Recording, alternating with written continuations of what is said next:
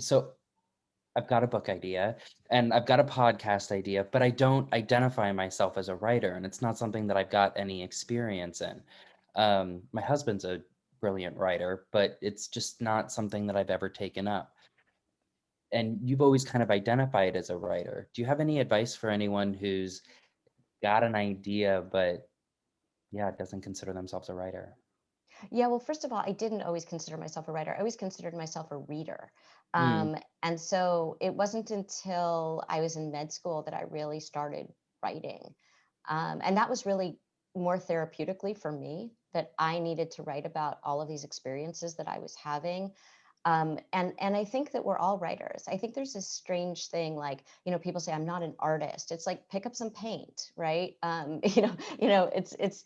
I think we're all creative, and I think we're all storytellers. Every single one of us is a storyteller, and so therefore we're all writers. And so, can you learn the craft of writing? Sure. I've never taken a writing class in my life, and I'm sure that I could learn a lot from doing that. But and maybe I will.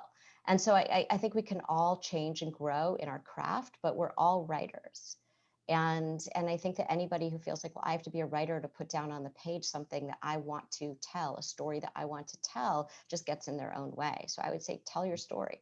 I think that's why the podcasts are so popular too. Look, I'd never done a podcast. In our podcast, our first year out, we were nominated for an Ambie against like Brene Brown and Krista Tippett, and so I think I think the proliferation of podcasts has to do with the fact that we are all storytellers and we love listening to stories and telling stories. And if you want to do a podcast, get out there and say what you want to say.